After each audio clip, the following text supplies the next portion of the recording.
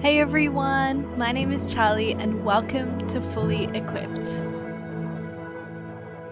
In chapter 2, Paul spends time defending their ministry to the Thessalonians. The gospel that they received was the true gospel, and they can have faith in this because they can see the good fruit around them. Paul doesn't want the church to abandon the gospel. And this section is helpful and interesting for believers today because it highlights ways that we can do ministry well.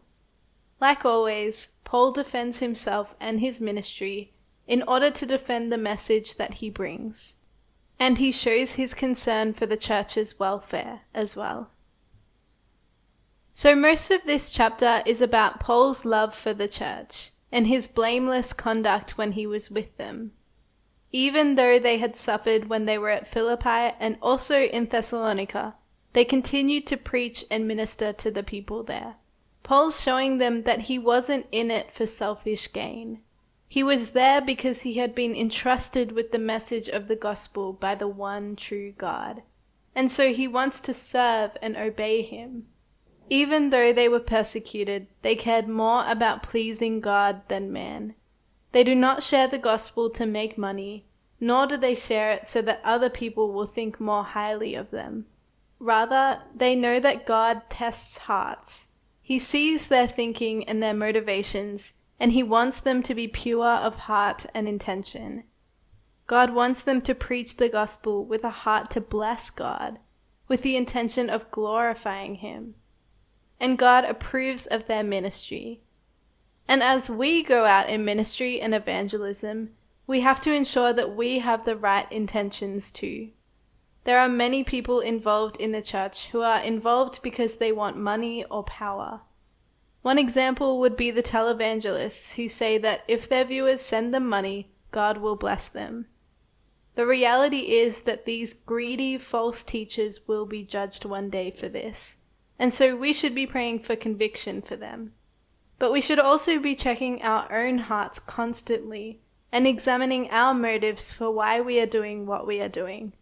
Because we have been entrusted with the gospel, we have to make sure we aren't changing the gospel when we share it.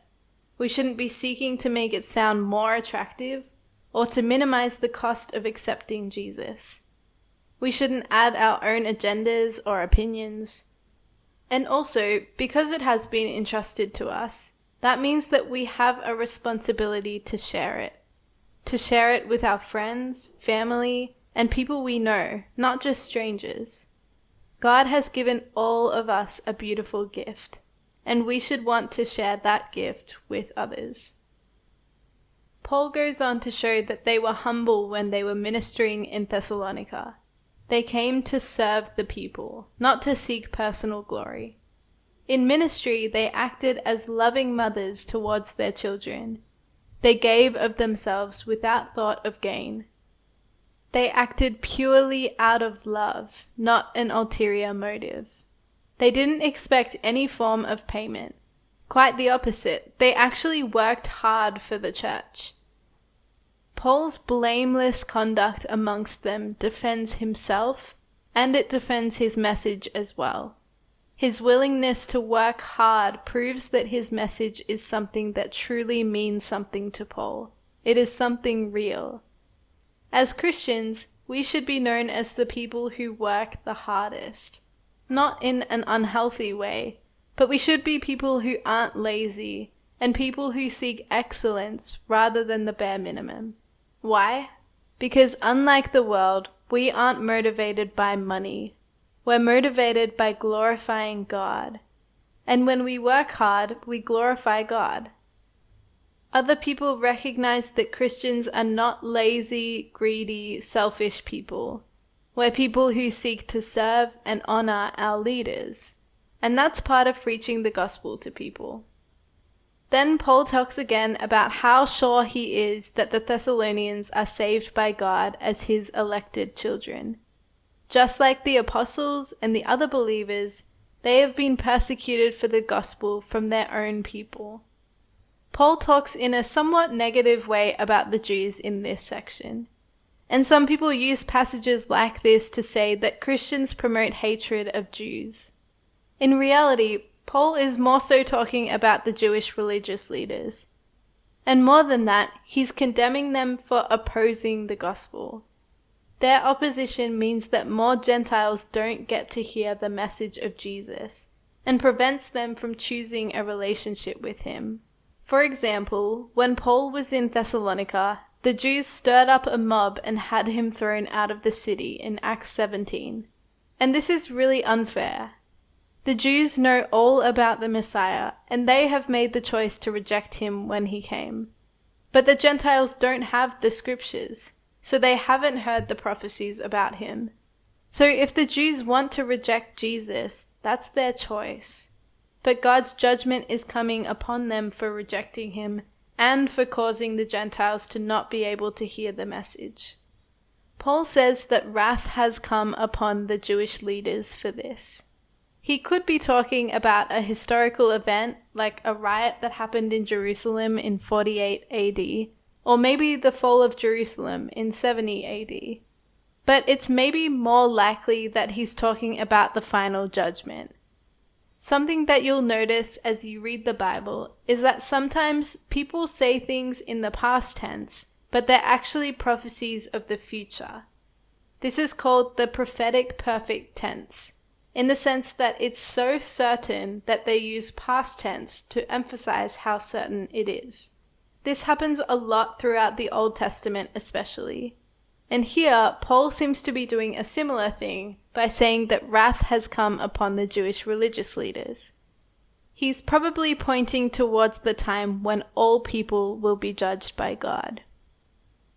In the final part of this section, and continuing into chapter 3, Paul begins to explain to them why they have been separated from the Thessalonians. He doesn't want them to think that they don't care for their church. He greatly cares for them. But because of the Jews, and because Jason had to pay money as a guarantee that Paul wouldn't come back, they've been restricted from returning. But Paul also shares with them about his love for them. When Jesus returns, Paul will be proud of this church. He calls the Thessalonians his crown, the kind of crown that was given to the athlete who won. Glory doesn't come from wealth or status or job title. It comes from those we lead towards Jesus. Yesterday we talked about how we should be pursuing mentorship and seeking people who will help us grow in our faith. But this chapter also highlights the command that Jesus gave, to make disciples. We also need to be feeding into somebody else, to be doing something with our faith. Who are you discipling? Who could you be discipling? Chapter 2 reminds us that we've been entrusted with the special and wonderful message of Jesus.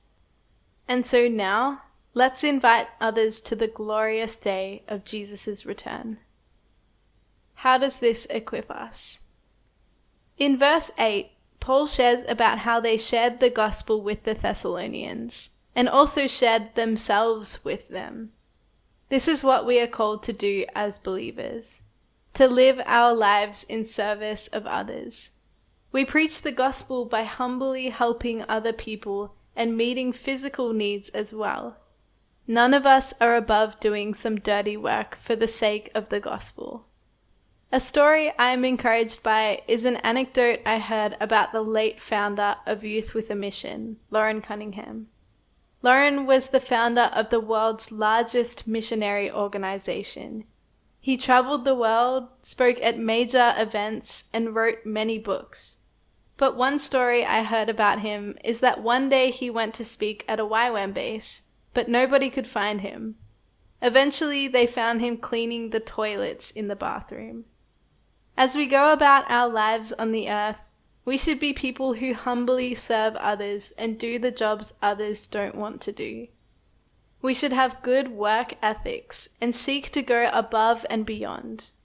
Believers are to be known as people who serve just as Jesus served the world and humbly laid down his life for us.